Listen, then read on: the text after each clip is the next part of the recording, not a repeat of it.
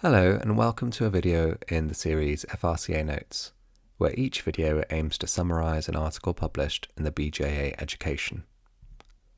The current video will look at a paper published in 2018 entitled Inadvertent Perioperative Hypothermia. In this video we'll consider what this is, why it's important, how does it happen, and what we can do to prevent it. So what is inadvertent perioperative hypothermia? It's where the temperature, the core body temperature, is less than 36 degrees. Why is it important to think about? As with a lot of things in anaesthetics, we can think about the ABCDs. So what happens if we can get too cold perioperatively? You might be more likely to have a surgical site infection, bleeding, cardiac events, decreased drug metabolism, and shivering. We're going to consider each of these in turn now. Hypothermia can cause reduced blood flow, and this can reduce oxygen flux to tissues. Neutrophil destruction of bacteria is dependent on oxygen, and so reduced oxygen delivery to tissues can reduce the breakdown of bacteria, and therefore predisposed to surgical site infections. Bleeding is also more likely to occur in hypothermic patients as a result of impaired platelet function and an impairment of the coagulation cascade. In fact, these patients are also more likely to have blood transfusions. Cardiac events are more likely too, because hypothermia can lead to shivering, and shivering can increase skeletal muscle oxygen demand. In addition, increased postoperative catecholamine release in response to hypothermia can cause an increase in myocardial demand. Drug metabolism can also be adversely affected. Tissue solubility for volatiles increases with hypothermia, and that can cause a delayed recovery.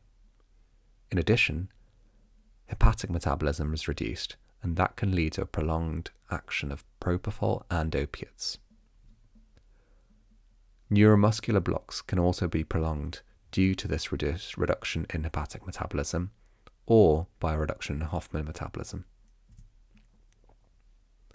Shivering increases postoperative pain, can make monitoring unreliable, and it increases CO2 production, catecholamine release, and cardiac output. Now, given all of these things that can occur as a result of hypothermia, it's clear that it's important to talk about. So, how does it happen? In order for us to consider this, we're going to look at the physiology. We're then going to relate this to how anaesthesia can affect heat balance, causes of heat loss with respect to anaesthesia, and then risk factors for hypothermia. So, peripheral receptors detect heat or cold and transmit these impulses via C fibers and A delta fibers via the lateral spinothalamic tract or the trigeminal nerve for the head and neck. This arrives at the preoptic nucleus of the anterior hypothalamus, which is connected to the posterior hypothalamus, which is crucial for setting the thermoregulatory set point between 36.7 degrees and 37.1 degrees in health. Outside of those values is where effector mechanisms occur. When we're too cold, vasoconstriction occurs and behavioural responses such as seeking shelter and clothing to keep warm occur. Vasoconstriction is mediated by alpha-1 adrenergic receptors. Non-shivering thermogenesis from brown adipose tissue can also occur, and this is much more important in infants. Brown adipose tissue has more mitochondria that increase lipid oxidation to produce heat and ATP, and so you have heat without muscular activity. This can double heat production in neonates. Shivering is where you have muscle activity and heat generation. This can increase the metabolic rate up to 6-fold more than the baseline. Effective mechanisms when we're hot include sweating, vasodilatation, and behavioural responses such as shedding layers of clothing and seeking shade. Thermoregulation is the balance between heat production by metabolism and heat loss by conduction, convection, radiation, and evaporation. Evaporation accounts for about 25% of heat loss, whereas the remaining three together account for about 75%. So how does anaesthesia affect heat balance? This is threefold. Behavioural responses are abolished, thermoregulatory thresholds are widened, and that means that effective mechanisms are triggered much later on. And finally, heat loss occurs, and this is multifactorial under anaesthesia. So, causes of heat loss. Heat loss under anaesthesia is triphasic. The first phase is termed redistribution hypothermia. Anaesthetic agents can cause vasodilatation and lower the vasoconstriction threshold. This causes cool peripheral blood to enter the warm core. Phase 2 is where heat loss is greater than heat production. Heat production is reduced with general anaesthetics by about 15 to 40%. Heat loss involves radiation, that's at about 40% of heat loss, which is proportional to the temperature difference to the power 4. Convection heat loss, which is about 30% of heat loss, is proportional to the velocity of air currents around the body, and that's exacerbated in theatre by laminar flow and air currents. Heat loss by evaporation can occur from sweating, evaporation from exposed body surfaces, skin preparation fluids, and humidification of dry respiratory gases. And finally, heat loss by conduction can occur by contact with cold theatre tables or mattresses, or by using cold IV fluids. The final phase is a plateau phase, and this is where there's maximal vasoconstriction and heat loss begins to be balanced by metabolic production. So, what are the risk factors for hypothermia?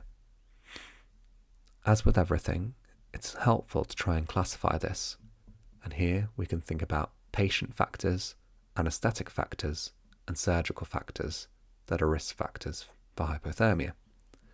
Patient factors include pediatric and elderly populations, low BMI, a higher ASA grade, preoperative hypothermia. Anaesthetic factors include combined regional and GAs, and surgical factors include major or intermediate surgery, procedures lasting longer than 30 minutes, and a cold operating theatre.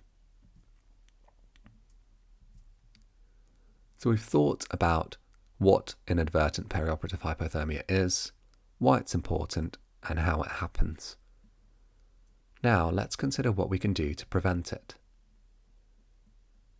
We'll discuss monitoring, then consider the NICE guidelines, and then a few extra notes. Monitoring. So temperature should be recorded every 30 minutes in patients undergoing anaesthesia, according to the NICE guidelines. For awake patients, core temperature can be indirectly estimated, and this could be via infrared tympanic or temporal artery thermometers. This can be prone to error because tympanic thermometers may in fact be blocked by ear debris, or because of the positioning of the thermometer, actually be measuring temperature of the ear canal rather than the tympanic temperature. Digital oral sublingual temperatures or heat flux technology is more accurate. It's important to note that rectal temperatures are unreliable, and slow responses to temperature changes occur with rectal temperatures, which mean they're much less useful. For temperatures undergoing general anaesthetics, invasive techniques that measure core temperature include distal esophageal temperature probes, which are inserted to approximately 40 centimetres, nasopharyngeal probes, which are inserted to about 10 centimetres, and intravesical temperature probes. Now we're going to consider the NICE guidelines for the prevention of intraoperative and perioperative hypothermia. We'll consider this by dividing the guidelines up into pre-op, intra-op, and post-operative. So pre-operatively, it might be important to try and identify patients that are at high risk and try and measure their core temperature before they're brought to theatre. If their core temperature is less than 36 degrees, unless this is an emergency or urgent surgery, we shouldn't be transferring them to theatre. Active warming should be started in hypothermic patients or those at risks, and actually evidence suggests that even 10 minutes of pre-warming before induction can reduce the risk of hypothermia. Encouraging patients to walk to theatre can increase their heat generation from metabolism and reduce their likelihood of developing hypothermia. Intraoperatively, we can think about whether we can hold off the anaesthetic induction until the core temperature is above 36 degrees. Monitoring the patient temperature every 30 minutes. Having forced air warmer, which is recommended for active warming of patients, and that aims to maintain the temperature at 36.5 degrees. Active warming is recommended for all with anaesthetic time lasting more than 30 minutes. Ambient temperature should be 21 degrees, while patient exposed to heat reduction by convection and radiation. Intraoperatively, if possible, we might consider delaying the anaesthetic induction until the core temperature is more than 36 degrees. Monitoring the patient temperature at least every 30 minutes is important. Forced air warmers are recommended for active warming and aiming to maintain the temperature at 36.5 degrees. Active warming is recommended for all patients where the anaesthetic time is lasting for longer than 30 minutes. The ambient temperature of the operating theatre should be 21 degrees while the patient is exposed to reduce the heat loss by convection and radiation. Warm IV fluids should be used, and evaporative losses can be minimised by using the HME filters. Post-operatively, once a patient has arrived in PACU, temperature should be measured, and it should be measured every 15 minutes thereafter. If the temperature is still less than 36 degrees, forced air warming should be continued until it is more than 36 degrees. The patient should be kept comfortably and warm for 24 hours post-operatively with a duvet and blankets. A few extra notes to think about. Hypothermia in obstetric cases is rare, and this could be because in C-sections mother is vasodilated already before anaesthesia. Women should be encouraged to walk to theatre, and resistive heat mattresses and warmed fluids are often used and are indicated. The treatment of post-anaesthetic shivering.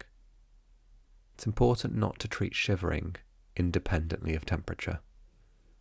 Pharmacological treatment of shivering works by lowering the shivering threshold and by lowering the metabolic heat production.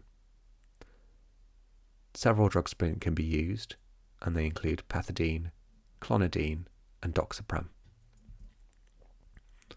It's important to note that overheating has risks too. It can increase the MAC of inhaled anaesthetic agents and reduce the duration of neuromuscular block. Pathological causes such as malignant hypothermia, sepsis, blood in the cerebral ventricles, or adverse drug or transfusion reactions should be thought about. Continuous temperature monitoring will help detect overheating, and it may be treated with the removal of warming devices, active cooling, and antipyretics. So we've thought about inadvertent perioperative hypothermia in this video. A way for us to try and consolidate the knowledge is by doing a quiz, which I've posted a link to at the bottom of this video. If you wouldn't mind taking the time, there's also a link for feedback. That would be really helpful because it'll help to guide the generation of future videos to try and make them as good as possible for further revision. Thank you so much for your time. This has been an FRCA Notes video.